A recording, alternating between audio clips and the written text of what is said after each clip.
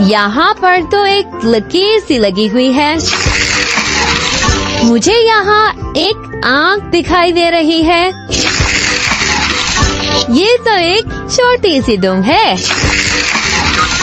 यहाँ पर तो 2 कान है। ये कोई जानवर लगता है, लेकिन कौन सा?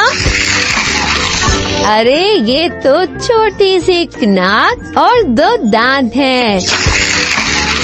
मैं जान गई कि ये खरगोश खरगोश है। क्या आप जानते हैं खरगोश जमीन में बिल बनाता रहता है और गाजर बहुत शौक से खाता है। यहाँ एक और छुपा हुआ है। ये तो काली लकीरें हैं। मुझे पीला रंग दिखाई दे रहा है। अरे फिर से काली लकीरों के साथ पीला रंग। ये क्या हो सकता है भला? यहाँ सफेद रंग है। मैं हैरान हूँ कि ये क्या हो सकता है। शायद ये कोई फल है। आहा, पता चल गया है। ये तो खरबूजा खरबूजा है। खरबूजा सेहत बख्श फल है।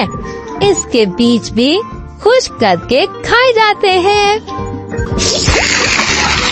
क्या ये सब्ज रंग का पत्ता है? हल्का सा नारंगी रंग। अरे फिर से नारंगी रंग। ये कुछ पचीदा सा लग रहा है। लगता है कि ये कोई फल है मजेदार सा। वाह, ये तो